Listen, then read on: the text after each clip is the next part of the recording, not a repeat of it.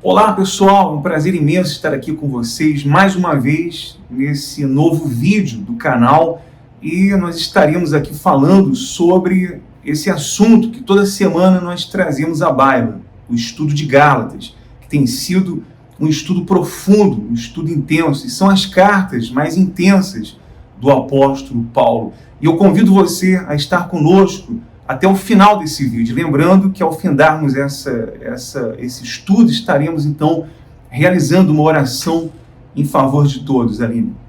Oi, gente! Bom, para a gente é uma alegria mais uma vez estar aqui com vocês no nosso estudo expositivo de Gálatas. Para quem não conhece essa palavrinha, estudo expositivo das Escrituras, é importante vocês entenderem que se trata de um estudo completo da carta.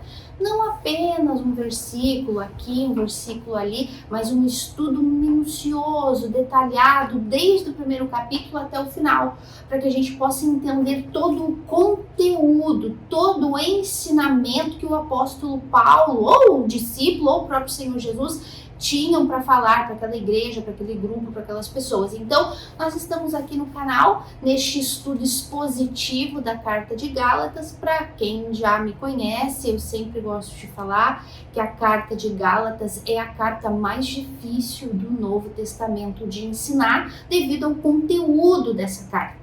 É um conteúdo muito forte, um conteúdo muito severo, digamos assim, né? Uma repreensão muito severa e ao mesmo tempo uma repreensão severa com um amor embutido de uma maneira tão profunda de Paulo por aquela igreja, por aqueles irmãos, que comove. Então a gente convida vocês que está chegando aqui pela primeira vez, se vocês ainda não assistiram todo o estudo, volta lá na playlist Estudo Expositivo para estudar desde o princípio. Vocês que já estão aí com a gente, preste muita atenção, assista novamente se ficou com dúvidas, porque realmente é uma epístola edificante, é uma epístola que realmente transforma vidas. Então, vamos lá para mais um estudo. São 17 agora episódios, né? Você pode ir lá na playlist do canal e procurar todos os episódios para que você entenda o contexto dessas cartas que o apóstolo Paulo está enviando para os cristãos em Galácia, e que ele está aqui combatendo o falso evangelho nessas cartas. E nós vamos começar agora com o capítulo 5, ou dar continuidade, né? E o versículo 13, não é isso, Aline? É isso. Deixa aí. aqui, vou dar aqui início aqui esse versículo. Se você tem a sua Bíblia aí, você pode... dar uma introduçãozinha assim, só para enganchar. Pode, né? Só lembrando então que no vídeo anterior, né, nós vimos aí a maneira bastante rude de Paulo de expor para aqueles irmãos que estavam começando a se desviar da verdade aprendida do Evangelho de Cristo, da salvação unicamente pela fé na obra de Cristo. Então, Paulo chegou e disse para eles: ou é a lei ou é Cristo. Ou vocês se julgam salvos por praticar as obras da lei, e detalhe, não é só circuncisão, não é só festas, não é só a dieta, é toda a lei, ou então vocês sejam inteligentes e se aferrem à obra perfeita de Cristo na cruz. Salvação unicamente pela fé na obra de Cristo. Então Paulo estava levando os Gálatas a pensar, né, e ao mesmo tempo repreendendo os judaizantes, os falsos crentes e falsos mestres que de uma forma sorrateira estavam ali entrando dentro de uma igreja alicerçada pela palavra de Deus, pelo próprio Paulo, para tentar não só colocar aquelas pessoas contra Paulo, mas principalmente colocar aquelas pessoas contra a verdade do único evangelho, do evangelho que salva, Cristo e este crucificado. Então Paulo, no estudo anterior, repreende: o que vocês querem? Ou vocês cumprem a lei ou Cristo. Lembrando que se vocês optarem pela lei, o resultado final é a condenação eterna, porque pela lei ninguém será salvo, ninguém será justificado, né? E vamos dar início então, versículo 13, diz assim: porque vós, irmãos, fostes chamados à liberdade, porém não useis da liberdade para dar ocasião à carne. Sede antes servos um dos outros pelo amor. Veja que nesse versículo aqui tem um porém, né? Porque ele diz, porque vós, irmãos, fostes chamados à liberdade. Porém, não useis da liberdade para dar ocasião à carne. Sede antes servos uns dos outros pelo amor. Veja que o que Paulo está dizendo aqui? Olha, a liberdade que os cristãos têm não é uma base para a qual eles podem pecar livremente e sem consequências. Ao contrário, a liberdade que eles têm é para servir uns aos outros e não para satisfazer, né, as suas próprias vontades, né, Aline? Exatamente. Lembra que Paulo começa o capítulo 5 da carta falando: para a liberdade foi que Cristo vos libertou. É o início, lembra? Estudo expositivo é dentro do contexto. Então Paulo fala: vocês foram libertos, uma liberdade legítima. Cristo isentou vocês na cruz de serem salvos por rituais, por cerimoniais, por cumprimento da lei. Cristo isentou vocês, sempre lembrando que Cristo isentou o ser humano da responsabilidade de cumprir a lei. Por quê? Porque nós nascemos mortos e não temos a capacidade de cumprir. Então Paulo começa o capítulo 5, nessa sequência do estudo, falando: vocês foram libertos, uma liberdade legítima de cumprir, de viver pela lei. Mas aí Paulo vem agora aqui no 13 e fala o seguinte, eu tô sem voz, eu gravei 4 vídeos e a minha voz tá começando a... Mas então Paulo veio e disse o seguinte: sim, olha só, detalhe, meus amores, vocês foram salvos, vocês foram libertos por Cristo para viver numa liberdade em Cristo, porém, não mal interpretem esta liberdade. Esta liberdade em Cristo é para que vocês agora vivam não de qualquer jeito, não no oba-oba da salvação, não uma vida de libertinagem, uma vida como vocês tinham outrora, quando ainda não eram nascidos de Deus. Não, essa liberdade legítima que vocês têm em Cristo e na cruz de Cristo é para vocês viverem em obediência, para vocês viverem em amor e não para viver por aí escandalizando o evangelho de Cristo e escandalizando o teu irmão. Porque quando tu peca, tu não só te traz consequências graves, mas também tu escandaliza o nome do Senhor Jesus, o sacrifício dele, e escandaliza o teu próximo, tu causa mal às pessoas. Então não use dessa liberdade para viver de qualquer jeito, não se esconda atrás de sou salvo, né? Trazendo para o nosso dia de hoje, uma vez salvo, salvo para sempre, e aí então viver uma vida de libertinagem, uma liberdade que a Bíblia não ensina, porque tem gente que faz isso, né? A gente vê muitos cristãos por aí, cristãos aqui, ó, entre aspas, que dizem: não, já que eu não posso perder minha salvação, então eu posso viver a minha vida, posso provar para as pessoas que crente também se diverte, então eu posso continuar nas mesmas práticas de antigamente, né? Então, e isso escandaliza o evangelho de Cristo e escandaliza os irmãos. E Paulo é muito claro aqui: vocês não podem usar dessa liberdade para dar ocasião à carne, para continuar vivendo no pecado, nas antigas práticas e escandalizando. Não, ao contrário, nós somos libertos em Cristo e unidos ao corpo de Cristo para agora viver em comunhão com Cristo e com os nossos irmãos, para servir. Pergunta: eu posso servir o meu irmão pecando e vivendo de qualquer jeito?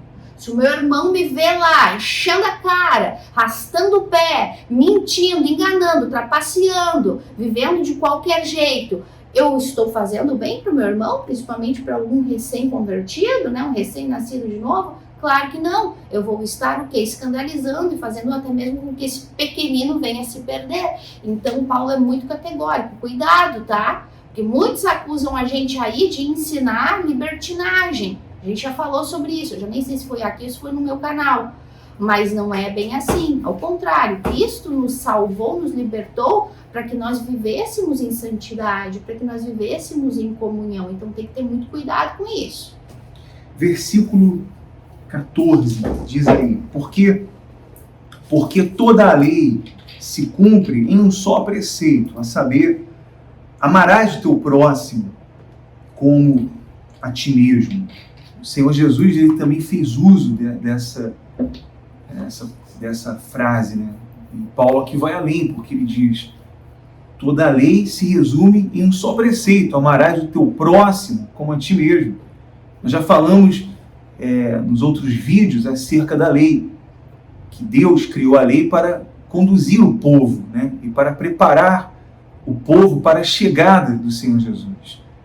A lei não foi criada por Deus para salvar, né? Deus deu a lei a Moisés e Moisés cumpriu aquela ordem divina, mas a lei não foi dada a Moisés, ao povo, para salvar.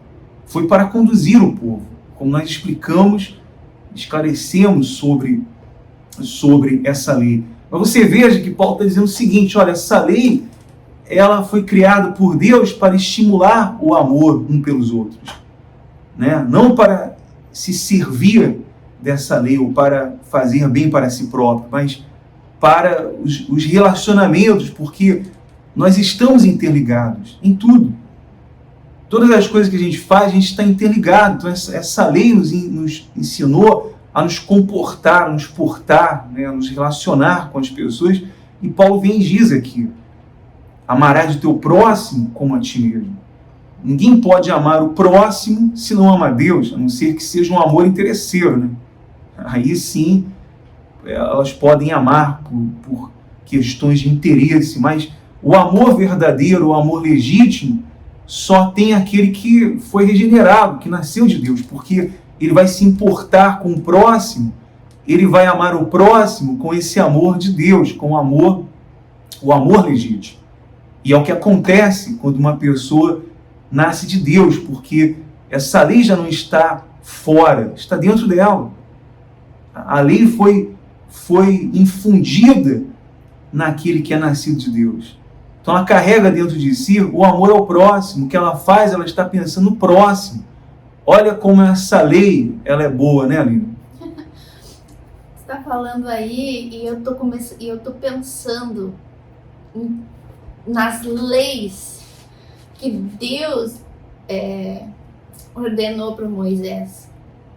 E não estou falando aí de 10 mandamentos que são as principais, né? Que é a lei moral, né? Os 10 mandamentos, a lei moral. Mas eu estou pensando aqui nas leis de convivência, né? Porque a lei moral, claro, a Deus e o próximo, né? Toda a lei moral ali envolve Deus e o próximo, os 10 mandamentos, né? Mas toda a lei que Deus criou, gente, o nosso Deus é um Deus de detalhes. E eu sei que é uma frase clichê, mas quando tu começa a meditar na Bíblia, nas leis que Deus ordenou, nas ordenanças, nos estatutos que Deus mandou para Moisés, tu vê um cuidado, mas é um cuidado assim com as pessoas, que realmente a lei era um manual de conduta para o povo aprender a viver em sociedade, aprender a viver em comunidade. Gente, é a coisa mais linda que existe quando tu medita nas leis, que é boa. porque foi algo que veio de Deus para que as pessoas pudessem viver e se dar bem e ninguém passar a perna no que era de ninguém roubar, ninguém ultrapassar o limite do seu irmão, os cuidados até nas construções das casinhas, para que um tijolo não ficasse torto, não caísse na cabeça do outro, para não prejudicar os animais, que tinha que deixar até os animais, amor, até a lei para cuidar dos animais, tinha que ser lá um terreno, não podia ter buraco para o animal não cair, não quebrar os pés, não quebrar as patas. Gente, nosso Deus, eu tô falando assim, né, claro, lendo na Bíblia as palavras mais bonitinhas, mas a curto e grosso modo, Deus se preocupava até com os animais de cair em buraco e não se machucar. Então tu imagina a gente, o ser humano, o cuidado que tinha, e sempre lembrando que o propósito da lei dado para Moisés, para dar para o povo, é porque aquele povo estava sendo conduzido a Canaã, uma nova terra, que era uma terra que ficava em meio a um monte de países e de nações pagãs. Então aquele povo tinha que ser referência, porque aqueles outros países viviam debaixo de deuses que não existem, deuses pagãos. Então a lei foi dada para que Israel fosse um país, uma nação que fosse diferente das outras, para que Deus fosse glorificado. Nossa, como eles são diferentes, como eles se dão bem, como, né?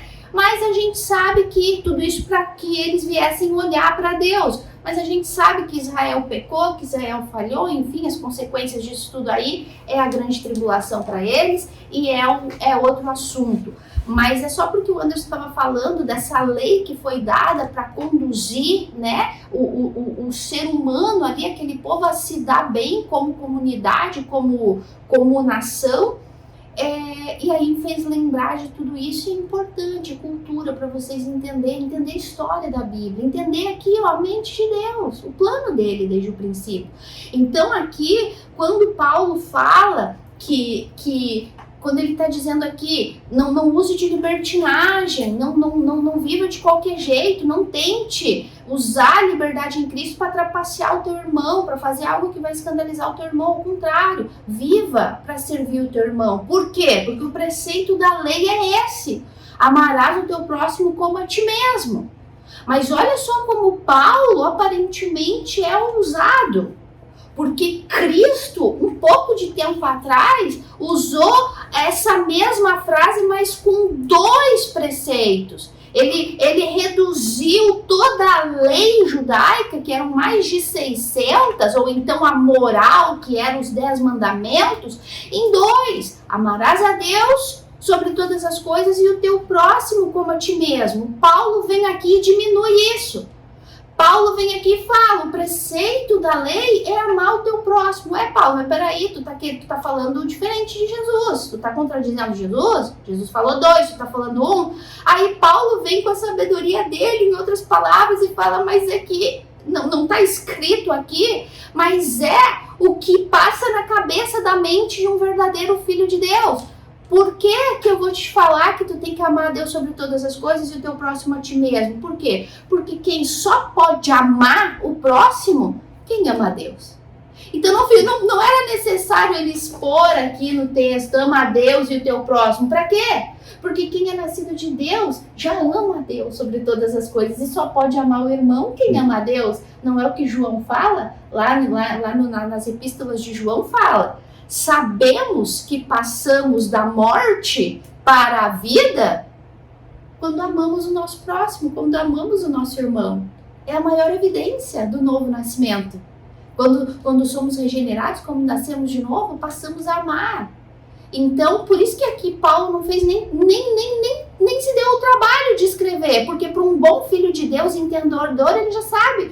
Deus é o primeiro, nem é o primeiro na minha vida, Deus é a minha própria vida. Então, automaticamente eu vou amar o meu próximo, né? É claro. Isso que Paulo está falando isso. E essa lei, ela serve como princípios, né? De como amar a Deus e ao seu próximo. Como nós falamos, eu repito, nós estamos todos interligados. Às vezes a pessoa diz, não, eu peco e peco sozinho. Não, você peca e você vai afetar os demais. Por exemplo, eu sou o pastor de uma igreja, né? aí eu cometi adultério contra a minha esposa. Só eu vou sofrer? Claro que não. Eu vou sofrer, a minha esposa vai sofrer, a nossa família vai sofrer, né? Porque eles vão sofrer as retaliações também, e a igreja vai sofrer. Porque todos estão interligados. Todos serão afetados. Então você pecou, você cometeu um erro, você não vai sofrer sozinho, você vai fazer os outros sofrer. Quer dizer, a transgressão de uma lei vai transgredir também o direito do outro, né? Então, essa lei de Deus é perfeita, mas os judeus se apegaram tanto a essa lei que creram que a lei salvaria. E não, a lei foi criada por Deus para isso, para nos relacionar, para nos respeitar. Só que aqui, Aline, tem até um versículo, um texto que, sempre que eu falo dessa lei do nascido de Deus, daquele que foi regenerado por Deus, né, na cruz do Calvário, esse versículo é muito importante a gente falar, porque ele está lá em Jeremias, capítulo 31. Deixa eu ver aqui se é isso mesmo. Versículo 31. É isso mesmo, ele diz: porque esta é a aliança que firmarei com a casa de Israel. E depois daqueles dias, diz o Senhor, na mente lhes imprimirei as minhas leis, também no coração as escreverei, e serei o seu Deus, e eles serão o meu povo. Olha só, né, como aquele que é nascido de Deus, aquele que recebeu o Espírito de Deus, e que agora está debaixo da nova aliança, não mais da antiga aliança. Porque a lei foi dada a Moisés por Deus e era a base da antiga aliança. Mas hoje nós vivemos debaixo da nova aliança, que foi a morte substitutiva de Cristo na cruz do Calvário, né? A morte penal que justificou os piores pecadores. Então, naqueles que nasceram de Deus, já receberam essa lei dentro delas, está infundido dentro delas a lei de Deus. Ela ama ao próximo e esse amor é legítimo, é verdadeiro. Ela respeita o direito do outro porque está dentro dela essa justiça, essa honestidade, né? Ela não se esforça por isso, porque está dentro dela, como diz aqui o profeta, né? Essa lei foi impressa na nossa mente, no nosso coração. Não há um esforço sobrenatural para cumprir essa lei, porque já está dentro de nós, né, Aline? Um pé de laranja não precisa forçar para dar laranja, né?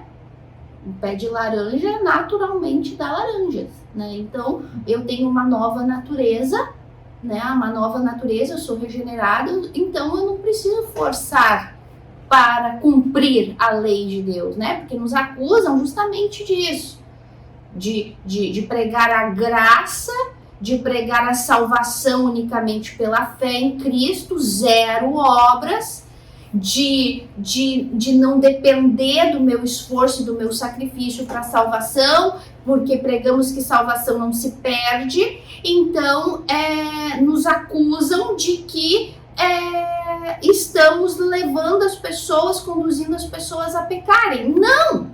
Porque nós entendemos que quando somos nascidos de Deus, como nós somos, essa lei de andar em obediência, de praticar boas obras, ela vem junto, o pacote completo da salvação. Como nós sabemos que isso aconteceu com a gente e que a gente vive nessa obediência, então a gente não tem medo de pregar a verdade.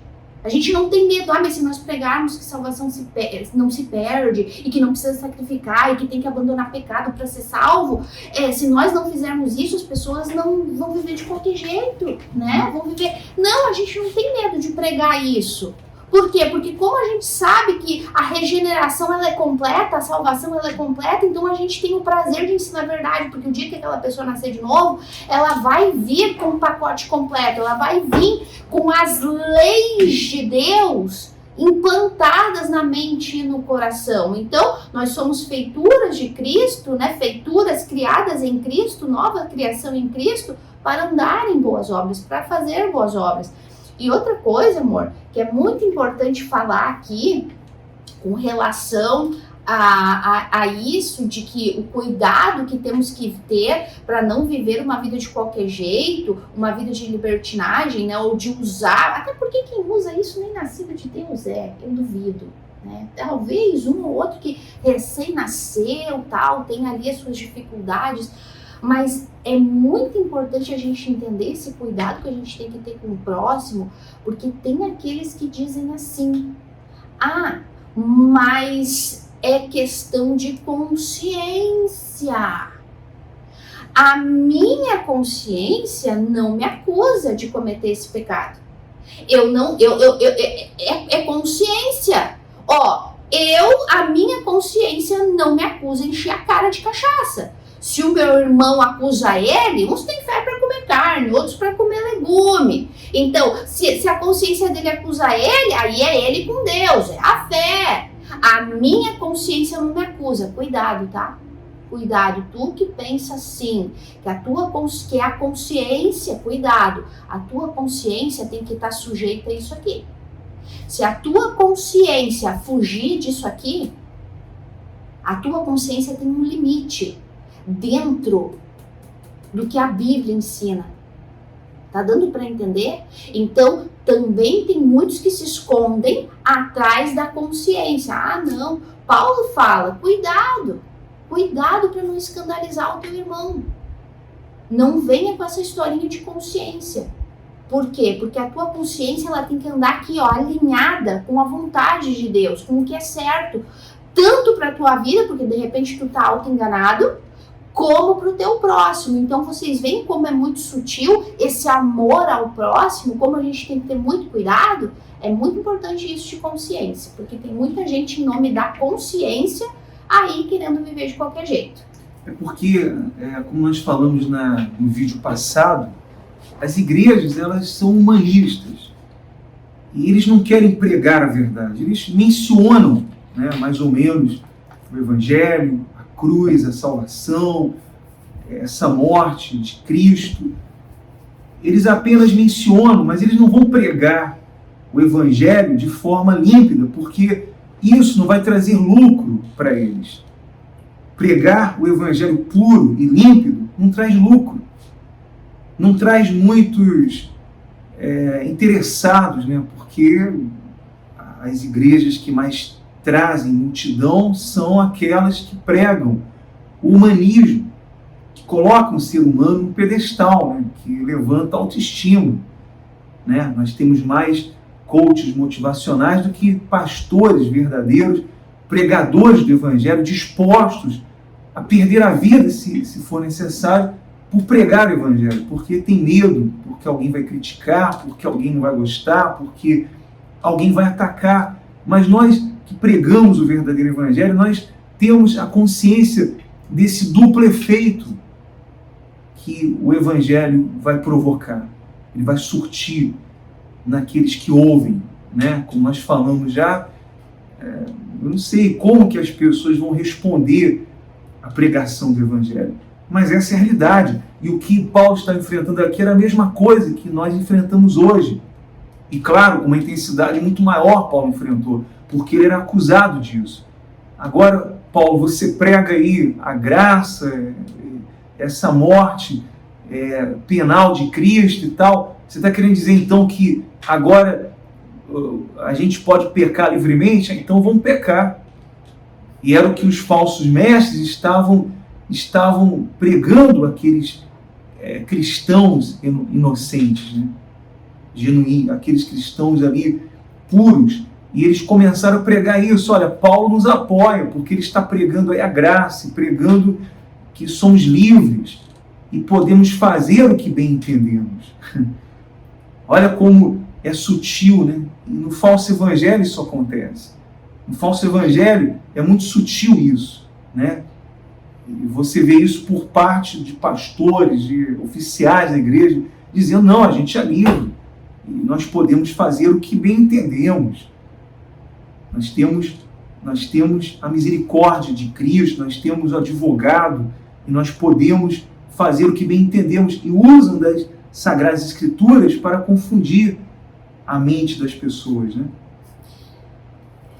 tu estava falando aí, eu estava imaginando, né, a luta de Paulo, que hoje é a nossa também, claro, diferença de época, diferença de costume, diferença de cultura, de geração, mas nada novo debaixo do sol, é muito importante sempre falar isso, mas tu vê, coitado de Paulo, não, coitado assim, modo de falar, né, gente, porque mais bem-aventurado, é a nossa maneira de falar, né, que é até uma maneira errada, porque não é coitado, bem-aventurado Paulo, mas no nosso sentido para vocês entenderem, olha a situação desse homem, de um lado, ele era perseguido pelos legalistas, que acusavam ele de usar só Cristo para salvação e deixar os rituais de Moisés de lado, né? Dizendo que ele não andou com os 12, dizendo que ele era um falso apóstolo, dizendo que não era só aquilo ali, que tinha que ter circuncisão.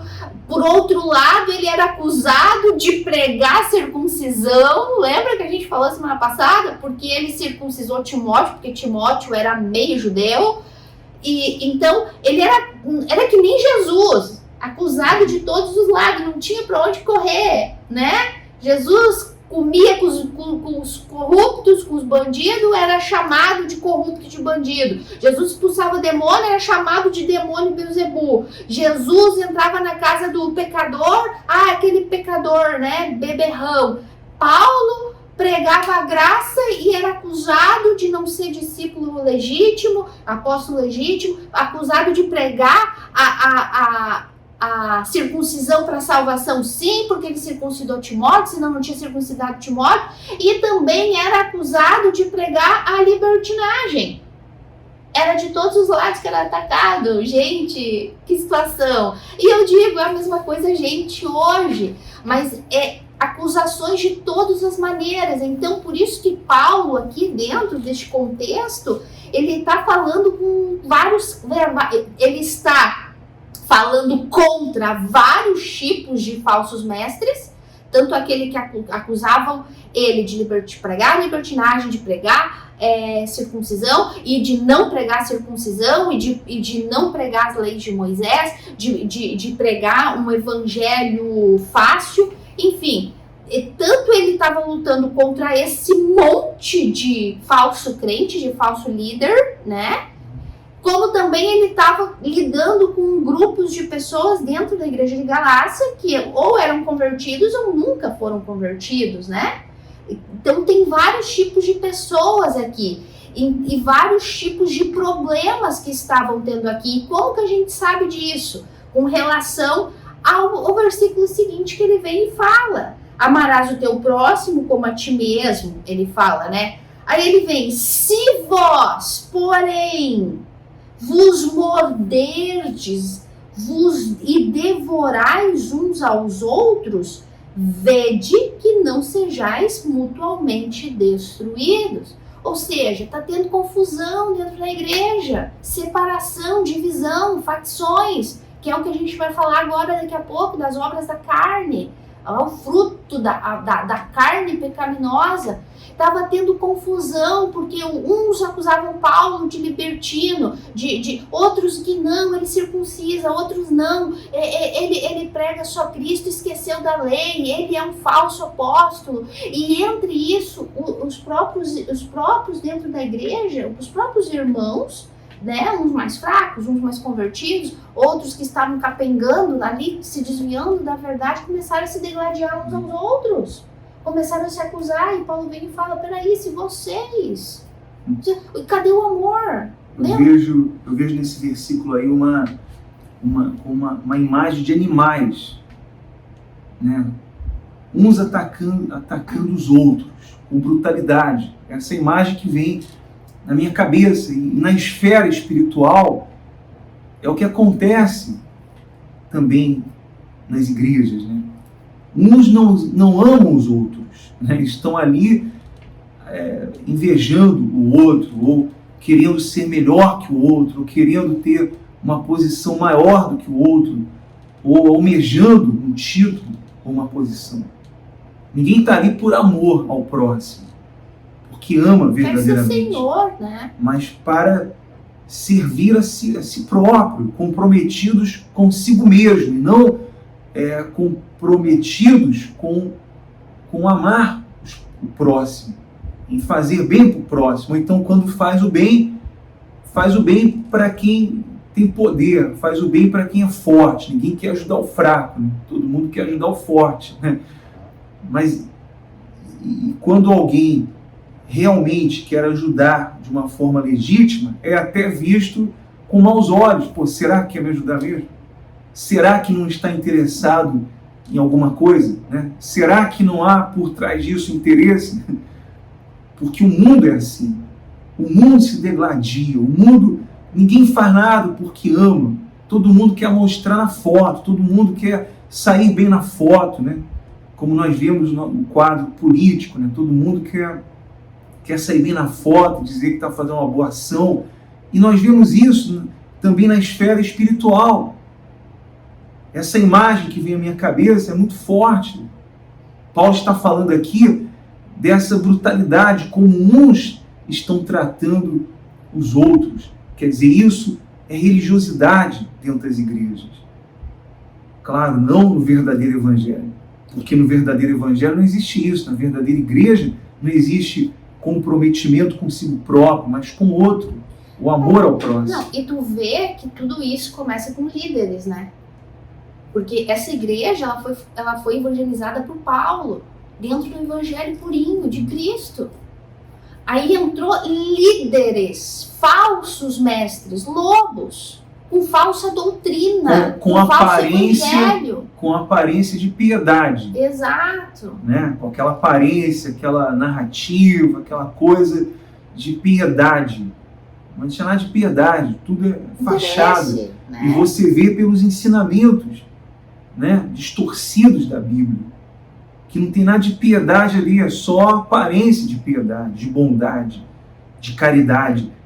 Mas por dentro são lobos, roubadores, né, que estão manipulando a palavra para benefício próprio. Paulo fala lá no capítulo 3, que a gente já estudou, exatamente isso. Eles estão colocando vocês contra mim, e inclusive um contra os outros, para o interesse deles, porque eles querem que vocês fiquem contra mim para benefício deles, porque é importante, e hoje a gente vê isso, é importante colocarem o povo, as pessoas, contra o verdadeiro evangelho. Não é nem contra a gente ou contra verdadeiros líderes, pastores, que realmente são nascidos de Deus, que pregam o verdadeiro evangelho. Não é nem a questão de colocar contra a pessoa, mas contra aquilo que aquela pessoa está pregando, que é o evangelho, que é o que a gente defende. Era isso que eles estavam fazendo. Eles estavam colocando aquelas pessoas contra o ensinamento de Paulo, né? Então isso acontece muito hoje, muito.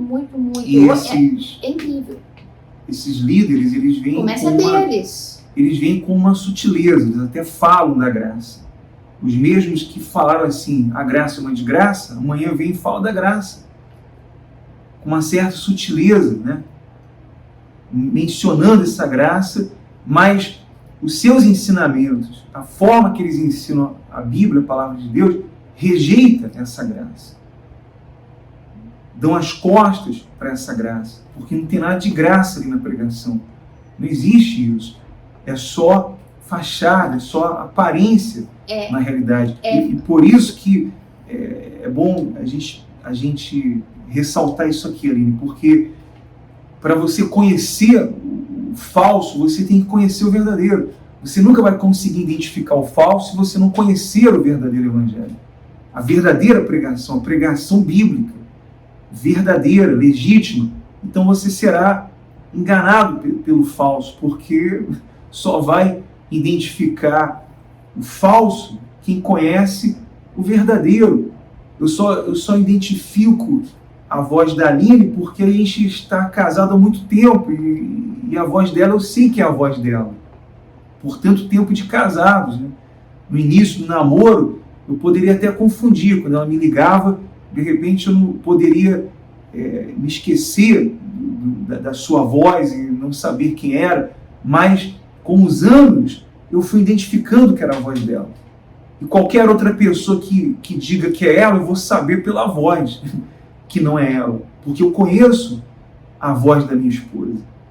E aqueles que conhecem o verdadeiro evangelho jamais serão enganados por um falso evangelho, mas só aqueles que conhecem, que meditam na palavra de Deus verdadeiramente, que meditam não como os outros falam, não convencido pelo que os outros dizem, mas que verdadeiramente ela se interessa pela palavra de Deus. Né? Ela se aprofunda na palavra de Deus, porque essa é a forma que o Espírito Santo ele nos convence, ele fala conosco, através de ouvir o Evangelho, de ler os Evangelhos. Né, Aline? E olha só, gente, a tragédia que o falso evangelho, os falsos líderes causam dentro de uma igreja ou num grupo de pessoas, numa comunidade. Porque esse povo aqui foi ensinado por Paulo. Entra falsos líderes com falso evangelho e começa a confusão. Começa as dúvidas, começa as facções, as divisões, começa as calúnias, começa as mentiras, começa a desconfiança, começa a malícia, começa os maus olhos. Isso faz um falso líder. Um falso líder começa a semear no teu coração ódio contra os outros, raiva contra os outros, vingança. Começa a tratar as outras pessoas como nada, como coisa que não vale nada. E aí, aqueles seguidores passam a seguir os ensinamentos do seu líder. Se o líder fala aquele lá não presta, fica longe daquela pessoa porque ela não presta. Quando aquela pessoa encontrar com aquela pessoa que o líder falou mal, ela vai ter aversão àquela pessoa, ela não vai querer estar perto. Olha a facção, olha a contenda, olha a divisão, olha a semente maldita da separação e da divisão que o falso evangelho causa, que um falso líder causa, né? Então, de contrário do verdadeiro evangelho. O verdadeiro evangelho faz o quê? União. O verdadeiro evangelho é amor. O verdadeiro evangelho é comunhão. Não sei se você quer falar mais alguma coisa ou eu posso continuar lendo? Pode.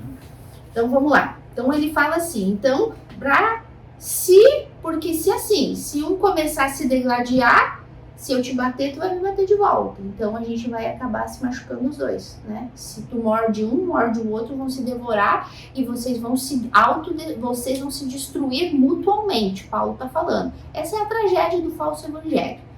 Então ele vem e fala assim, aí ele vem com as obras da carne, dentro deste contexto, dessa confusão, dessas acusações falsas contra ele, contra o que ele ensinava, que estava gerando divisões, grupinhos e dúvidas entre as pessoas, inclusive ódio contra ele, contra o que ele ensinava, poderio dos falsos mestres que queriam ser servidos e não servir ao próximo, como a gente vê nos dias de hoje, como o Anderson falou, dentro deste contexto, Paulo vem, cuidado para vocês não se destruir com o fruto da carne. E o fruto da carne é esse. Olha só, as obras da carne, as obras de uma malícia, de uns maus olhos, de uma pessoa não regenerada. Olha só, as obras da carne. Digo, porém, andai no Espírito e jamais satisfarei as concupiscências da carne. A gente vai falar daqui a pouco sobre isso. Ou vou dar uma pincelada. Paulo está afirmando aqui algo. Isso aqui eu já vi muita gente pregando errado, viu? Já vi muita gente pregando errado. Andai no Espírito e não pequeis, como ordenança, né? Anda no Espírito e não peca mais, fardo da lei. Mas isso aqui não é que está escrito. É uma afirmação. Vou dizer uma coisa para vocês. Andem no Espírito e vocês não vão pecar. E vocês não vão viver enganados. E vocês não vão dar vazão à carne. É uma afirmação. Não é uma imposição. Anda no Espírito e não peque mais. Não. Anda no Espírito e vocês não vão pecar. Olha só como é muito sutil a má interpretação do falso evangelho, né? Sim, porque todo cristão, eles têm dentro deles a presença do Espírito Santo. E esse andar aqui traduzido no grego, significa uma continuidade, né? Um progresso que todo cristão tem. Né? O cristão, viver, né, no Espírito. Ele nasceu de Deus, ele não se tornou uma pessoa perfeita porque nasceu de Deus. A nossa humanidade, eu acho que eu posso falar assim, que ela não foi redimida, nós temos a nossa humanidade. Nós fomos regenerados, recebemos o Espírito Santo e temos o Espírito de Deus dentro de nós. E ele vai nos guiar. A cada dia nós vamos caminhar rumo à vida eterna, nesse mundo aqui. Só que nós estamos aqui sujeitos aos pecados que nos assediam, né? Todos os dias vamos nos deparar com o pecado, todos os dias vamos nos deparar com a nossa humanidade. E quando ele está dizendo aqui, andai no Espírito, isso é uma coisa contínua, um progresso que eu vou tendo dia após dia. Eu estou sujeito a pecar, claro. Viver na dependência, né, do Espírito. Sim, mas quando você é nascido de Deus, agora a sua mente, a sua vontade, a sua vida estarão debaixo do governo de Deus, do Espírito Santo. Agora eu tenho condições para andar no Espírito. Eu não poderia andar no Espírito tendo uma natureza pecaminosa, né? Impossível. Mas agora eu tenho a natureza divina e agora eu posso andar no Espírito. Né, Aline? Acho que você pode explicar melhor isso. Você é a professora aqui. Diga lá então sobre esse andar no Espírito. Mas é isso mesmo. O andar no Espírito é viver no Espírito, viver cheios do Espírito, viver na dependência do Espírito de Deus, Espírito com letra maiúscula, não viver na dependência da nossa obediência, da nossa santidade, das nossas boas obras, mas viver realmente na dependência do Espírito com humildade. Meu Deus, me ensina, me ajuda a caminhar contigo, eu não quero pecar, me ajuda a ser sensível à tua voz, me ajuda a enxergar o falso evangelho, a enxergar quando querem me enganar, me ajuda a conseguir a ser sensível à tua voz e enxergar quando os lobos estiverem ao redor de mim, quando eu começar a ver, ali tem confusão, ali tem facção, ali tem divisão, aquela pessoa ali está sendo usada por um espírito. Meu Deus, me ajuda a enxergar para que eu não venha cair numa cilada. Eu quero andar no Espírito, na dependência. Ser cheios do Espírito é isso, é ser guiados, controlados pelo Espírito de Deus. Quando Paulo faz aquela analogia, a gente já estudou sobre isso, né? Não vos embriagueis com vinho, mas sejais cheios do Espírito, significa ser controlado. Uma pessoa quando enche a cara de cachaça, ela é controlada pelo álcool. Aí ela faz bobagens. Mas quando a pessoa ela é controlada, ela é cheia do Espírito, ai meu Deus, fugiu a palavra agora aqui. Ela é controlada pelo Espírito de Deus. Então ela vai fugir do pecado, ela não vai pecar. Se eu ando no Espírito, se eu vivo cheia do Espírito, em comunhão com Deus, na verdade do Evangelho, olhando para a cruz de Cristo, crendo, vivendo de fé em fé, confiando na obra santificadora dele, que ele vai sempre me dar os meios para eu conseguir vencer o meu pecado, eu não vou pecar. Eu não vou andar nas obras da carne, que a gente vai ler aqui agora. Eu vou viver em santidade. Eu vou viver me convertendo todos os dias dos meus maus caminhos e vou viver uma vida digna de filha de Deus e de amor ao próximo.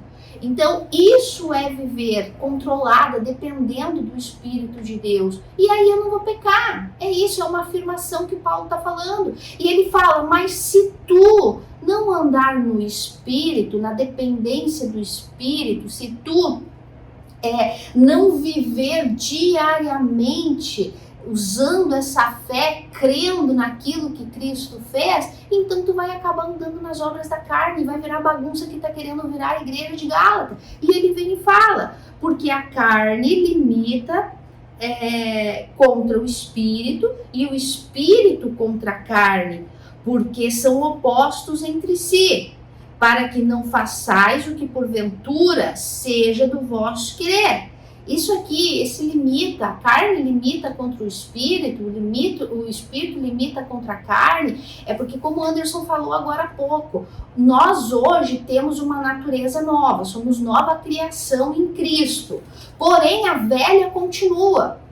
Quando fomos regenerados, o que foi regenerado foi o nosso espírito, que automaticamente regenera o nosso coração e a nossa alma, a nossa mente, o nosso espírito, ou a nossa mente e o nosso coração, que é a nossa alma. Mas a carne não. A carne não é santificada. A carne não é regenerada, por isso nós teremos corpos transformados para entrar no céu, glorificados. Então o pecado continua habitando na nossa carne, a nossa natureza pecaminosa continua lá gritando. Então uma se opõe à vontade da outra. O Espírito de Deus que guia o meu espírito quer que eu ande em obediência, quer que eu ande, me conduza a viver em obediência, me dá os meios para eu viver em boas obras, em santidade.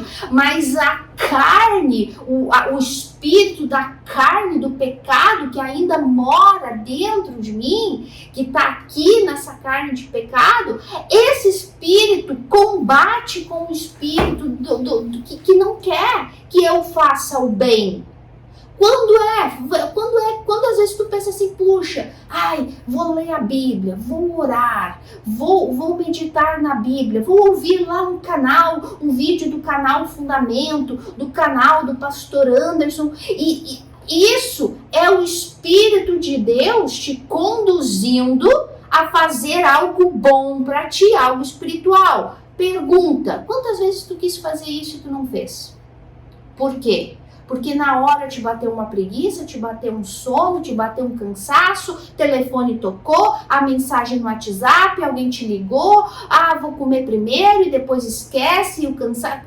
Quem aí já aconteceu isso? E eu tô só dando um exemplo aqui. Mas por quê? Porque a carne, o pecado, tá limitando contra o desejo do Espírito.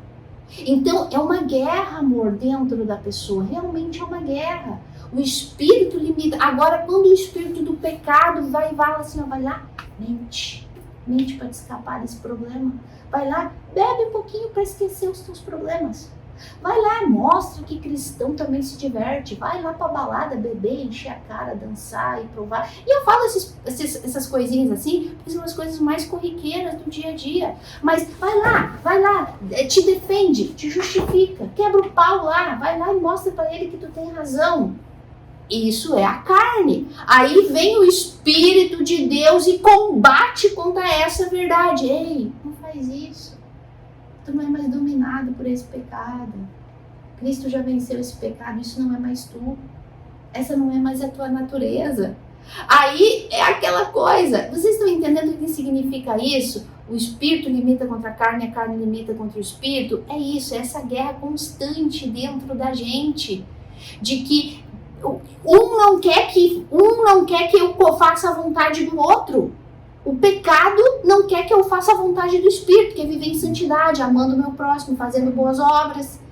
E o Espírito de Deus não quer que eu peque, que eu minta, que eu faça tudo errado, que eu volte às práticas das velhas obras. Então é essa luta. E daí Paulo já advertiu antes. Andai no Espírito, alimenta o teu Espírito, vive em comunhão com Deus e vocês não vão pecar, agora vocês têm a capacidade, o que tu falou antes, amor, antes estávamos mortos, a natureza velha, não podíamos dizer não para o pecado, agora somos nascidos de Deus, agora podemos dizer não para esse pecado, temos a condição de fazer isso, na dependência do Espírito. E é exatamente o que ele diz aqui, eles são opostos entre si, são opostos,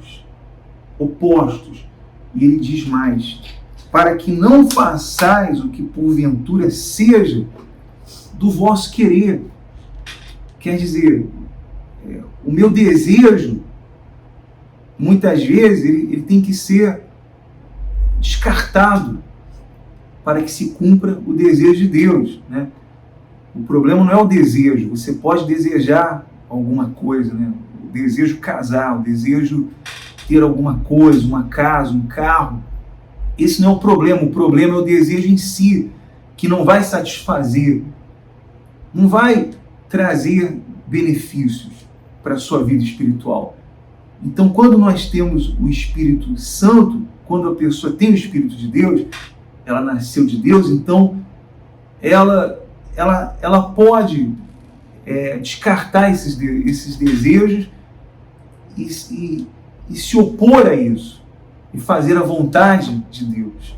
Quantas vezes que eu tive desejo de uma coisa, eu disse, não vou fazer porque não é a vontade de Deus. Ou quantas vezes eu tive desejo de algo, eu orei a Deus, ó Deus, é da tua vontade que isso aconteça? É da tua vontade que eu faça isso? E Deus mostrou que não era da vontade dele. Coisas que pareciam muito boas, mas tem coisas que não é da vontade de Deus, tem desejos que são desejos excessivos, que não é a vontade de Deus. E só aqueles que são de Deus, né, só aqueles que são guiados pelo Espírito de Deus, que são capazes de identificar se é ou não a vontade de Deus. Agora, se cometerem aquele pecado, conscientes de que não era a vontade de Deus, de que aquilo era contra Deus, né? É uma luta constante. É muito claro. Paulo está falando, dentro da gente tem o Espírito de Deus, a nova natureza. Nova natureza. E a velha está lá também, gritando. Então, um se opõe ao outro. Um se opõe ao desejo do outro. O pecado sempre vai querer te conduzir para o erro. E o Espírito Santo vai se opor a isso. E isso se chama graça de Deus. Isso se chama graça. O Espírito Santo sempre vai estar lá nos exortando, nos corrigindo, nos fazendo lembrar quem a gente é. E o que Cristo pagou na cruz por nós. O Espírito Santo sempre vai nos convencer do nosso pecado e que aquilo ali não agrada a Deus. Por outro lado, o pecado vai vir e vai fazer a propaganda dele. Quando a gente querer fazer o bem, o pecado vai vir e dizer, não faz. Ele não merece, ela não merece, não é assim. Vai lá, é só uma mentirinha, é só um pecadinho, é só uma coisinha, não tem problema, vai lá e faz. Entende? Então, um vai combater com o outro, para que a gente não faça a nossa vontade. Se na minha vontade é fazer o bem, o pecado vai vir e dizer, não faz. Se a minha vontade é fazer o mal, o Espírito Santo vai vir e dizer, tu não precisa mais fazer isso. Isso não é mais tu. Tu não é mais morta espiritualmente. Tá dando para entender? E aí, se a gente andar no Espírito, sempre nos alimentando da verdadeira palavra, do verdadeiro evangelho, não do falso evangelho, então a gente vai conseguir, na dependência de andar no Espírito, como Paulo está aqui, vencer esse pecado, vencer as obras da carne. E aí Paulo então vem com as obras da carne, dizendo, olha só o que são as obras da carne, que se tu não andar no Espírito, tu vai cair redondinho. Tu vai cair, mas olha, no abismo, se tu não andar no Espírito. E aí ele vem. 18. Ao 18, ainda falta um pedacinho. Mas se sois guiados pelo Espírito, não estáis sobre a lei. Ora, as obras da carne, aí ela vem lá. Ora, as obras da carne são conhecidas e são essas. Tá? Então, a gente vai falar, até mesmo para o vídeo não ficar muito longo, eu faço questão de falar algumas assim, dar um pouquinho mais de explicação, mas tem umas que não precisa nem de explicação, né?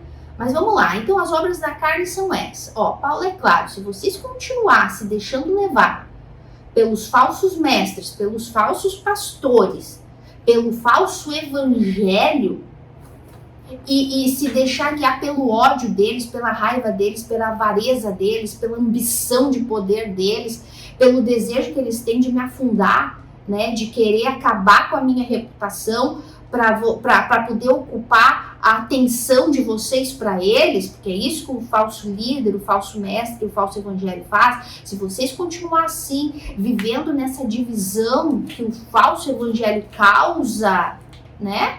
Então, olha só do que vocês ao que vocês vão estar expostos a cair. E ele fala, na prostituição. Detalhe, essa palavra prostituição aqui é muito limitada. A palavra no original grego é porneia, né? Porneia, da onde vem a palavra pornografia, pornô. Porneia significa tudo e qualquer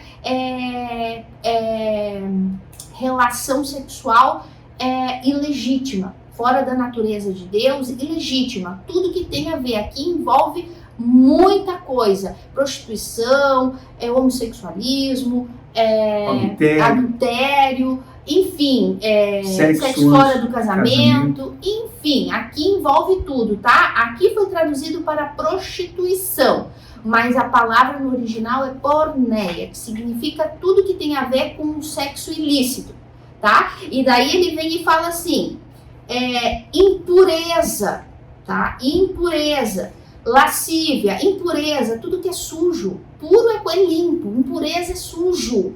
Tudo que é sujo, orgia, sabe? Aquelas coisas que, meu Deus, eu não consigo nem imaginar, sabe?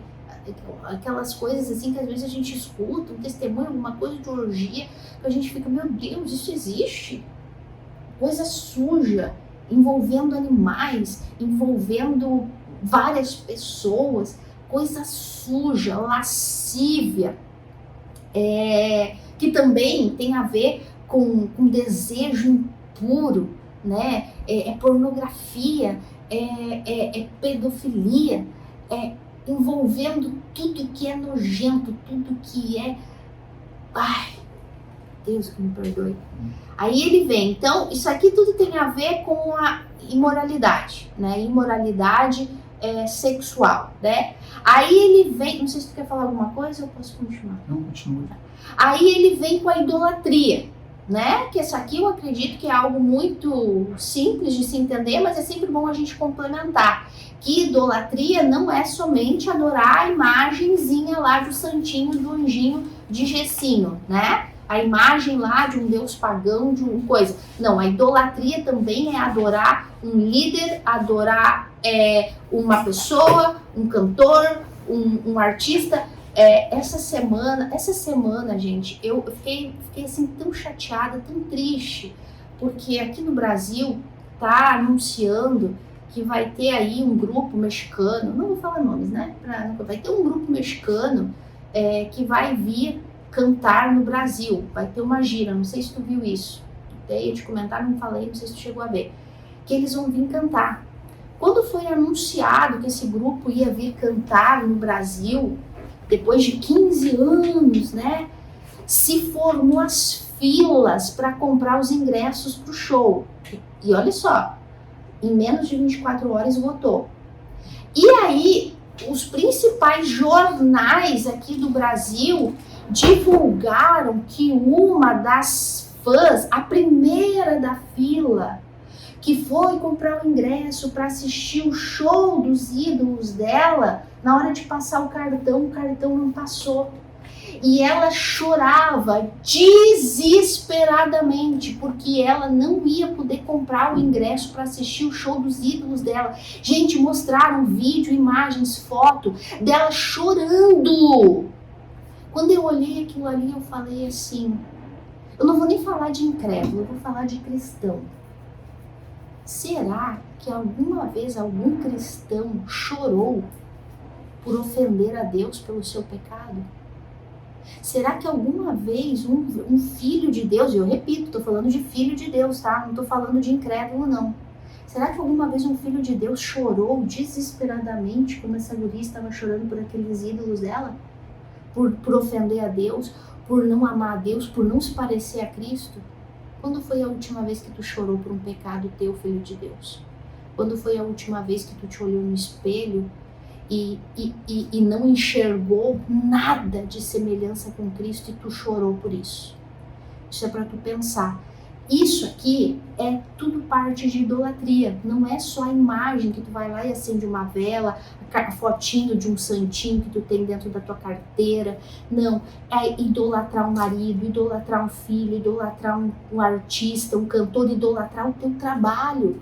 Tu ignora a tua família por causa do teu trabalho. Idolatrar a tua vaidade, o teu corpo, as tuas roupas, a moda.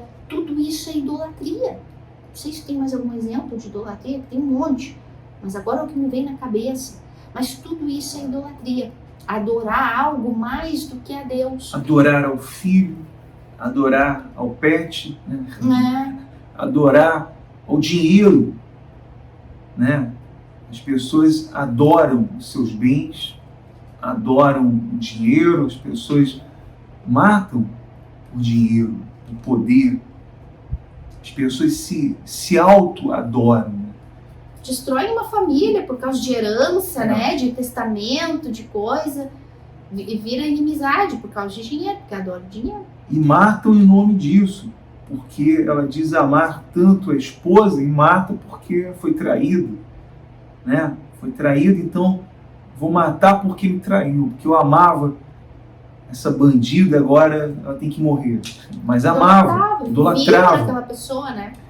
Ou se matou, se suicidou porque era o Deus delas, né? Então, todo tipo de adoração, né? Qualquer coisa nesse mundo que você adore é uma idolatria. Idolatria de si mesmo, né? Exato. Da sua inteligência, do seu título, do seu ministério, das suas conquistas, da sua suposta capacidade. Tudo isso é idolatria. E a gente vê isso também nos púlpitos das igrejas. Os pastores que pregam acerca de si próprios, ou acerca de tudo, menos do evangelho. Falam muito de si.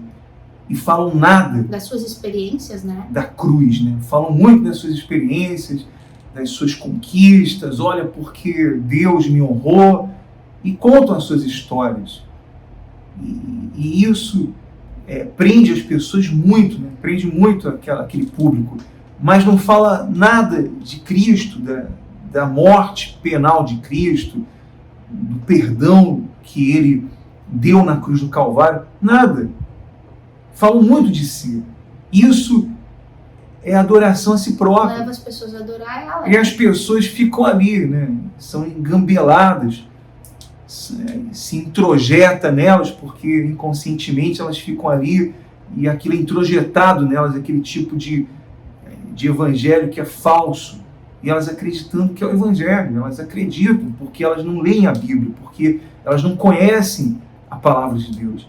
Então facilmente são enganadas e só vão abrir as suas Bíblias no outro culto, na outra reunião que será realizada. Para ouvir mais heresia. Para ouvir mais mentiras. Mais texto fora de contexto. Mais mentiras e mais mentiras. Então é isso que acontece, né? Porque os pastores eles se auto-adoram, a sua história, as suas conquistas e a idolatria. E as pessoas passam a idolatrar aquela pessoa. Olha, que pastor, não tem nada de Deus, não tem nada de palavra de Deus, não prega nada do evangelho, mas que pastor, olha, saí da reunião, do culto, poxa, tão feliz porque aquela pregação, mas não pregou nada do evangelho, não teve pregação do evangelho, se contou histórias. Nada. Eu venci, né? Olha como Deus nos honrou, então Ele vai te honrar também. Ou então contou aquela história ali da Bíblia, mas familiarizando com o ser humano, não com Cristo. Não com o que Ele fez na cruz. Trazendo para o ser humano, trazendo para massagear o ego das pessoas naquela reunião. Mas não para mostrar, expor o que aconteceu na cruz do Calvário. Porque essa é a única forma de salvar, de que alguém seja regenerado. Ai, amor, eu sei que o vídeo vai ficar longo e eu tenho bastante coisa para falar aqui sobre o próximo Obra da Carne, mas eu preciso dar um exemplo. Uma vez a gente estava... Eu vou tentar não cuidar para não dar muito nome aos bois, mas com respeito à idolatria. A idolatria de si mesmo, do título que tem e da instituição que serve, do trabalho que tem. Nós estávamos numa época, né, enfim, vou falar mais ou menos, de cinema. Enfim, estávamos lá um grupo de principais, né, como é a palavra que sempre usa, de oficiais e de pessoas, de membros e tal, e porque estávamos envolvidos com cinema. E aí deu um problema lá o ingresso, não sei o que, tal. Daí foi um lá, tentou resolver e não deu. E o gerente lá do cinema, não, porque não dá, porque não é assim, porque não sei o que. Aí de repente vem. Suposto líder, né? Cabeça. Eu quero saber o que está acontecendo aqui. Porque eu sou fulano de tal. Nós somos da instituição tal. E nós estamos dando dinheiro na bilheteria de vocês. Como é que não vão resolver o problema pra gente? Eu fiquei tão envergonhada. Sabe, vergonha alheia de ver tanta soberba, de ver tanto orgulho, de ver tanta idolatria. Eu sou fulano de tal e nós pertencemos à instituição tal e nós estamos, em outra palavra, sustentando aqui o cinema de vocês. Aquilo ali me deu tanto nojo, me deu tanta vergonha alheia que eu fui saindo de lado, mas graças a Deus eu tive a oportunidade de ver o gerente daquele cinema dizer: aqui vocês não são nada, aqui quem manda sou eu. Ai, eu dei risada. Eu saí feliz e disse: bem feito. Era isso que ele merecia ouvir. Porque isso é se auto-idolatrar, idolatrar um título, uma posição. Aqui quem manda somos nós. A pensar que todo mundo está sujeito porque faz parte de uma instituição famosa, conhecida, querer dar ordem para as pessoas, querer humilhar as pessoas, querer passar na frente de outras pessoas. Foi isso que aquela criatura estava fazendo ali. Que triste, né? Uma pessoa morta espiritualmente, que não tem Deus, né? Se achar melhor. Isso é idolatria. E foi uma situação que a gente viveu que me chocou, assim, sabe? De ver, meu Deus, onde a gente está enfiado, né? Mas graças a Deus a gente foi livre. Mas então vamos lá. Posso continuar, amor? Então, o próximo, a obra da carne, é a feitiçaria. E aqui eu quero falar. Porque eu quase não falo, né, gente? Mas aqui eu quero falar, porque quando a gente fala feitiçaria, amor, as pessoas logo pensam em macumba, né, bruxaria, um trabalho, e já pensa logo em espíritos, tal. Não, mas vocês sabem, olha só, meus amores, a palavra no original para feitiçaria é farmaqueia, tá? Farmaqueia. Da onde vem, inclusive, a palavra farmácia. Porém, a farmácia hoje, né, que não tem nada a ver. Vem daí a palavra, já vou explicar porquê, mas não tem nada a ver com a feitiçaria, a farmaqueia, que a Bíblia traduz aqui como feitiçaria. O que é essa feitiçaria, amor? As poções, as misturas, os rituais que eram feitos nas religiões pagãs no passado. Então, eram poções milagrosas. Aguinha ungida, aguinha de descarrego, salzinho grosso para tomar banho, sabonetinho ungido. Tá dando para entender? Feitiçaria, farmaqueia, poçõezinhas milagrosas, mágicas, né? Então, misturas, rituais. Tudo isso é o que está incluído aqui na água benta, exato, né? água Todo benta, tipo de azeitinho ungido, de elementos. E eles usavam esse tipo de coisa aí naquela altura para dar aquela sensação boa, né? Como, por exemplo, alguém que bebe para ter para sair um pouco da realidade, né? Era isso que surte nas religiões. Ela tem lá uma água, dá uma sensação de você curado. Tem lá uma pedrinha ungida, né? Tem lá um óleozinho ungido trazido lá da Basílica, lá não sei de onde, de Israel, a aguinha. Então, dá uma sensação de que a pessoa está exercitando a fé, porque é o que se diz nas religiões. Você vai exercitar a fé. Então, é mais ou menos similar ao que acontecia nessa época da feitiçaria. Eles usavam aquelas drogas, né? Hoje se usam drogas também, folhas aí medicinais e misturas para dar sensações. E a mesma coisa que se traz hoje para o campo espiritual das religiões, que se usam todo tipo de elementos para dar sensação. E isso começou lá nos séculos anteriores, né, da Igreja Romana, quando eles começaram a implantar esse tipo também de coisas, de pedacinho da cruz, pedacinho não sei do que, a água não sei da onde, o sangue do apóstolo, Mantinho. né, o manto. E hoje a mesma coisa acontece nas religiões. Para dar sensação, para trazer um público maior. E traz, de fato traz. Despertar uma fé nas pessoas, mas na verdade está despertando, em alguns casos, idolatria, em outros casos, tu está levando a pessoa a cometer feitiçaria. Vai despertar interesses. Pelo amor de Deus, esse gente. tipo de coisa vai despertar os interessados. As igrejas que usam desses artifícios, elas vão despertar tudo, menos a fé. A fé não é um despertamento, a fé não é uma ação. A fé, como nós falamos no vídeo passado, é o dom que Deus dá, né? Mas vamos falar aqui, continuar falando sobre esses elementos que são utilizados hoje nas religiões para trazer público, como marketing.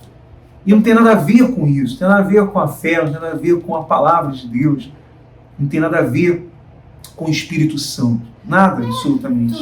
É só tu pensar um pouco. A pessoa vai na religião africana, na macumba, e lá recebe o passe de luz, né? Arruda.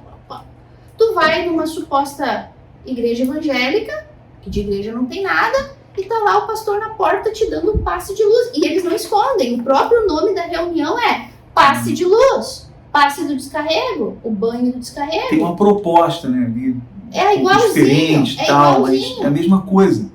Só que daí espiritualizam usando textos fora de contexto, da Bíblia. Mas é a mesma coisa, feitiçaria.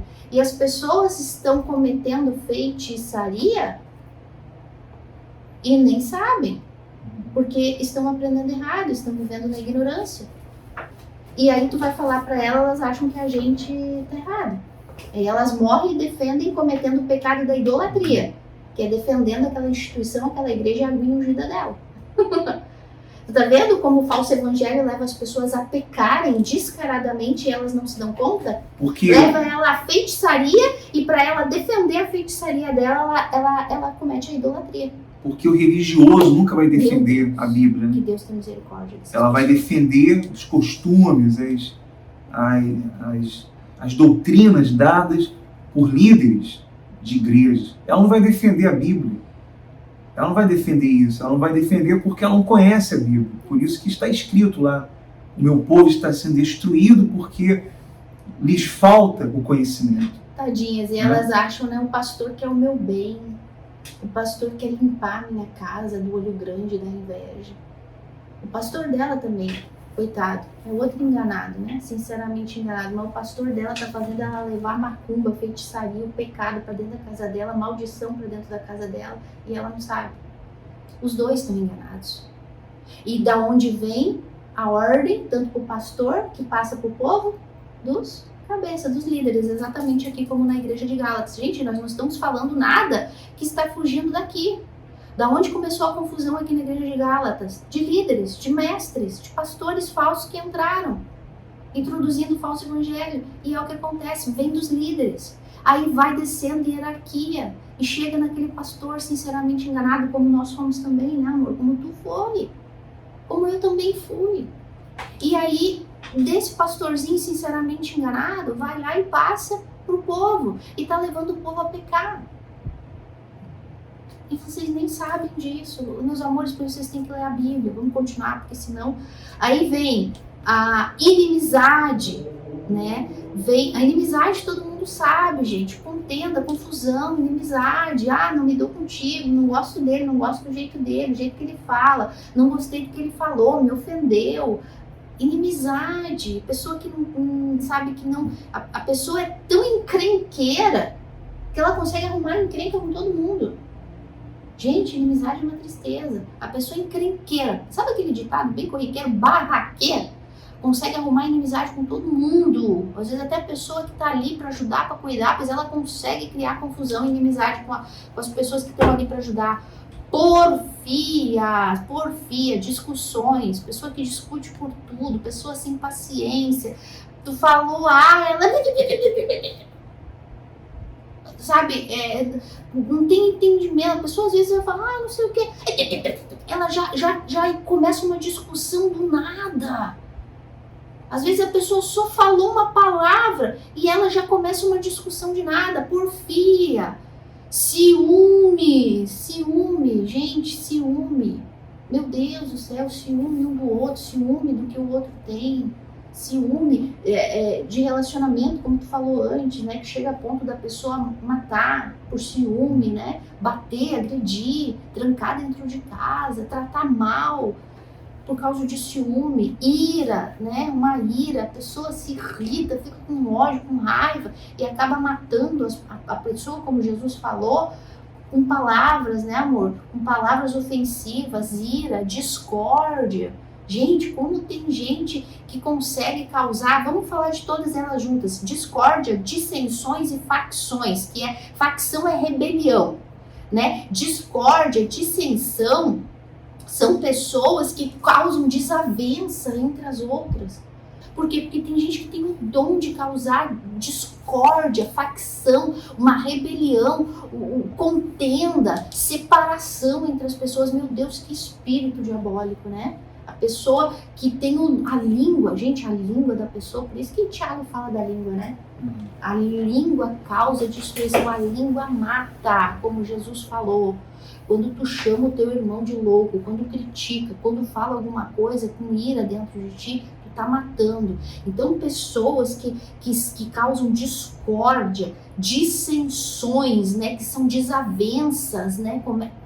Vai na cabeça adulta e fala, viu? Eu não tinha reparado. Isso já aconteceu comigo. Tu viu? Nossa, eu nem tinha reparado. Tu não tinha reparado. Mas daí porque aquela encrenqueira vem e fala, daí daqui a pouco tu tá vendo, porque alguém te falou. Aí depois tu tem que lutar. Olha que pecado diabólico, né? E essa pessoa que faz essa dissensão, essa separação, essa discórdia, é um pecado grave. Porque ela levou alguém que tinha olhos puros a pecar. E aí dá rolo, né, amor? Então aí vem invejas. Todo mundo sabe, né? Invejar o que o outro tem. Bebedice, né? Encher a cara de cachaça. E ser, enfim, glutonaria. Comer demais. Tem muita gente que fala muito da bebida, né? Mas esquece de falar da comida também, né? E a glutonaria é um pecado grave. Né? É um pecado grave também. Então, e coisas semelhantes a essa, ou seja, tem muito mais coisa que Paulo não poderia relatar aqui, mas que são parecidas com essa, que a respeito das quais eu vos declaro, como já outrora vos preveni, que não herdarão o reino de Deus os que tais coisas praticam. Por quê? Porque não são nascidos de Deus. Pessoas que vivem com esses frutos aqui, com essas obras aqui, não são nascidas de Deus, porque filho de Deus não vive assim. O filho de Deus pode até escorregar nisso aqui, por não viver no espírito, por se deixar levar, por uma má conversação, alguma coisa assim, pode até cair num desses pecados aqui, mas na hora se sente mal, se arrepende e se afasta daquelas pessoas e luta contra o seu pecado, chora de verdade contra o seu pecado. Mas quem vive nisso aqui e não muda, e quando é repreendido se endurece, esse tipo de pessoa aqui não vai ser salvo, nunca foi, né? Nunca nasceu de novo. E Paulo está nessa lista aí de Paulo, ele engloba 3 áreas da vida do ser humano, que é aí o sexo, as religiões e os relacionamentos humanos. E todos esses pecados, né, são resultados de uma vida guiada pela natureza pecaminosa. Uma pessoa que não é nascida de Deus, a natureza dela é uma natureza morta. Então, ela vai fazer coisas que estão relacionadas a isso. Ela vai viver no pecado.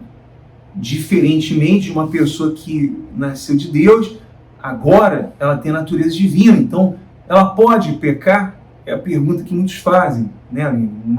uma pessoa nascida de Deus, uma pessoa que foi regenerada, pode pecar? Pode cair em pecado, em tentação? Pode cometer um pecado?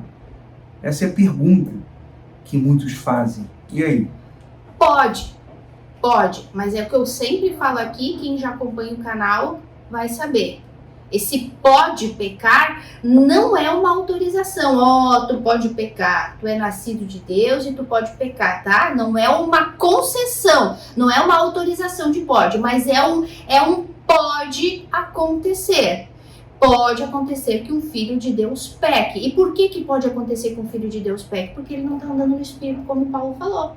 Lembra como ele disse assim? Andai no Espírito. Né? Vivei na dependência do Espírito, vivei controlados pelo Espírito de Deus e vocês não vão pecar. E nós temos exemplo, por Davi. Davi pecou. Davi cometeu adultério, só que Davi se arrependeu. Só adultério, assassinato, malandragem, engano, tudo, né? Tudo. Cometeu homicídio, mas eu estou falando do ponto mais forte, né? Que foi o adultério. Porque ali ele cometeu homicídio também, né? Ele mandou matar o amigo dele por causa de uma mulher. Foi um pecado gravíssimo. Só que Davi se arrependeu. Pedro chorou pelo pecado. Pedro negou o Senhor Jesus, o próprio Senhor Jesus. Só que Pedro se arrependeu. Esses homens chorou pelo pecado. Eles não viveram obstinados a pecar. Né? Eles realmente se arrependeram. Diferente desses aqui que Paulo está dizendo, olha, vocês não herdarão o reino de Deus. Vocês estão obstinados a isso. Obstinados ao pecado. Usando esses exemplos que tu falou, Davi pecou feio, chorou amargamente pelo seu pecado. Ao contrário de Saul, que preferiu se matar, envergonhado. Pedro pecou e pecou feio contra Cristo, mas a Bíblia fala que ele chorou amargamente pelo seu pecado.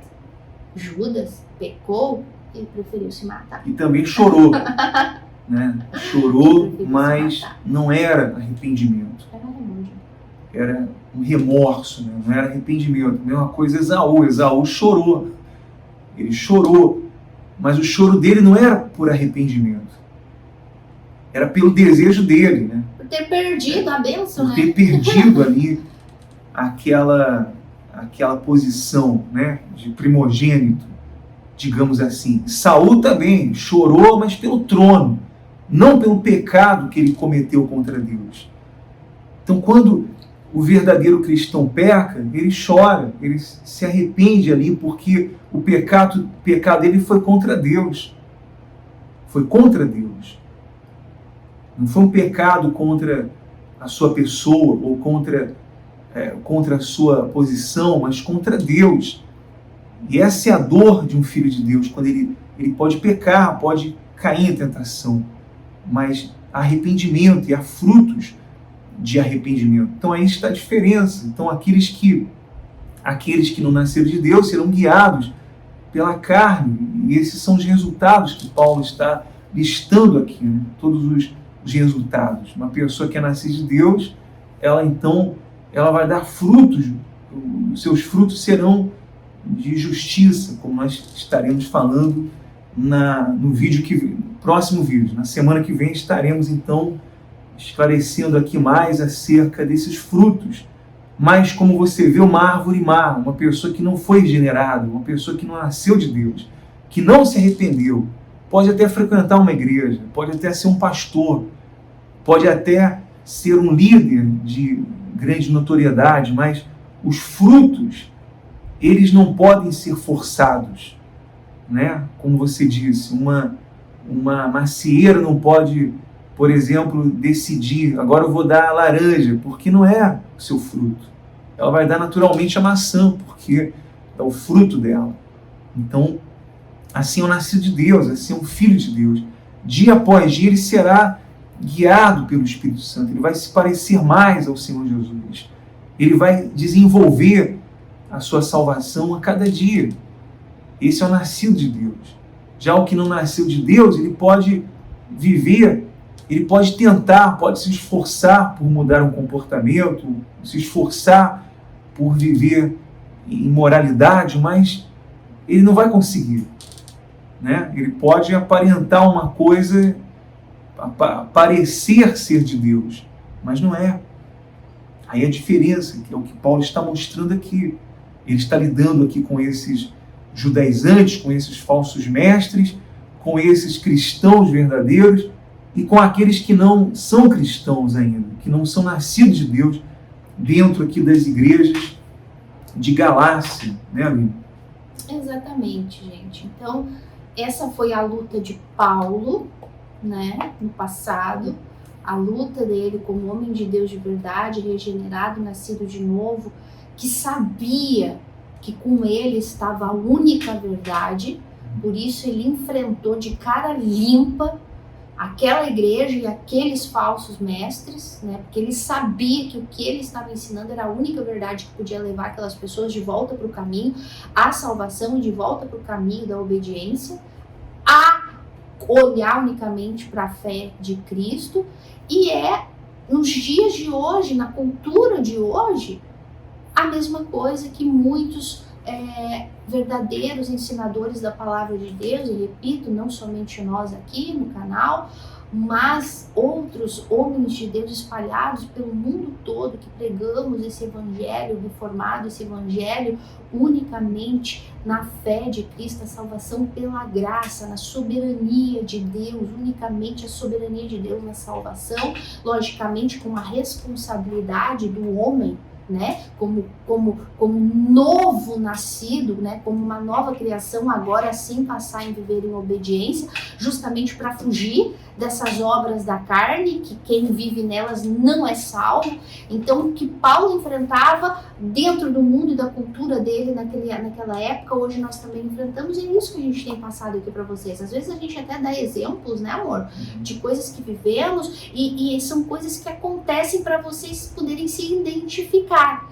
Mas tudo isso é o que aconteceu com Paulo naquela igreja, e é isso que a gente está aqui. Por isso, estudo expositivo.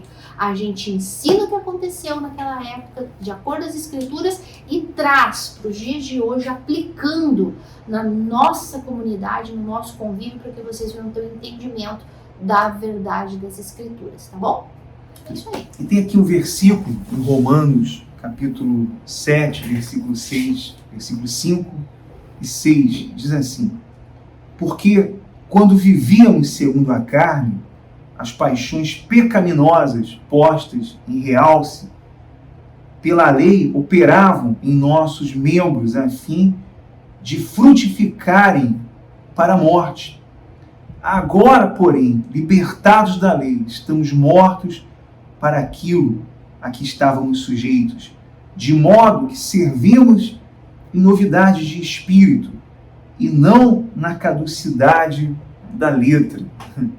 Então, aqueles que viviam debaixo dessa lei viviam para a morte, porque a lei, Aline, era como aquele pêndulo, né? Que a pessoa estava ali pendurada naquela lei. E quando ela nasceu de Deus, então é como que se aquele fio que a segurava, que a ligava àquela lei, foi cortado. Ela não vive mais debaixo da lei, da maldição da lei, mas agora vive debaixo dessa graça, que é esse favor imerecido de Deus. E agora ela frutifica para a vida e não mais para a morte. E na semana que vem nós vamos então dar continuidade a esses frutos do Espírito, né? Os frutos da nova vida, da novidade de vida, que todos aqueles que foram gerados pelo Espírito de Deus, que nasceram de Deus, então eles vão dar esses frutos. Bom, nós estamos aqui chegando aos momentos finais do nosso vídeo, do nosso estudo, e nós queremos realizar uma oração por você. E eu quero pedir a você que você dê aí o seu like, se inscreva no canal se você ainda não é inscrito, e para que você possa nos ajudar a impulsionar aqui esse vídeo, para que chegue ao máximo de pessoas, né? Desculpa, gente, eu tenho que falar. Se fosse outra época, eu ia dizer, vai lá e pega seu copo com água. Vai lá e pega seu copinho com água pra gente orar. Graças a Deus, a gente foi livre disso, né? Agora é só pra vocês ajudar a gente a dar o seu like, compartilhar, divulgar o nosso canal do Verdadeiro Evangelho e participar hoje com a gente dessa oração bíblica. É isso aí. Então, se você acha conveniente fazer isso, compartilhar o link do canal, dar o seu like, faça isso porque você estará nos ajudando a divulgar o verdadeiro Evangelho. E nós vamos agora realizar uma oração em favor de todos. Vamos unir a nossa fé em oração. Senhor, nosso Deus e nosso Pai, nós te agradecemos, te louvamos, meu Deus, por mais esse vídeo, meu Pai, que o Senhor nos deu o privilégio de falar do Evangelho, do verdadeiro Evangelho. E eu oro em o nome do Senhor Jesus por todos aqueles que têm nos acompanhado, meu Deus, todas as semanas, meu Pai, através dessa gravação, através desses estudos, meu Deus. E que a Tua palavra, meu Pai, abra o coração, o entendimento dessa pessoa, meu Pai. Nós nos sentimos como Ezequiel, que estava no meio daquele vale de ossos secos. E o Senhor deu a ele a palavra, e ele profetizou, meu Pai. E houve, meu Deus, um rebuliço, aqueles ossos se levantaram e ressuscitaram e se transformaram em um exército grandioso, meu Pai. Assim também, meu Deus, que a Tua palavra chegue até os mortos, os aflitos, os perdidos nesse mundo, meu Deus. Aqueles que têm cometido os piores pecados, meu Pai. Aqueles que são ignorados, são rejeitados pela sociedade, meu Deus, como nós éramos, meu Pai. Meu Deus, que essa palavra chegue a todos os perdidos, que a Tua misericórdia chegue até elas, a todas as famílias, meu Deus, que nos assistem agora, em o nome do Senhor Jesus Cristo, é o que nós te pedimos pelos doentes, pelos enfermos que nos ouvem nos hospitais, nos presídios, pelos que estão, meu Deus, urrando de dor, pelos que estão aflitos, meu Pai, que eles sejam regenerados, meu Deus, e principalmente que eles enxerguem por meio dessa pregação, meu Deus, a sua verdadeira condição e que haja o arrependimento, que eles sejam convencidos pelo Teu Espírito dos seus pecados. Em o nome do Pai, do Filho e do Espírito Santo. Amém. E graças a Deus. Graças a Deus. Bom, esse canal tem como objetivo ajudar você. Sempre será esse o nosso objetivo. Então, não perca o próximo vídeo, né? E obrigado pelo carinho, por ficar conosco até agora. E nós temos um encontro marcado na semana que vem. Considerações finais, amigo? Não, já está muito longo o vídeo. Até a próxima, gente. Forte abraço a todos e até o nosso próximo encontro.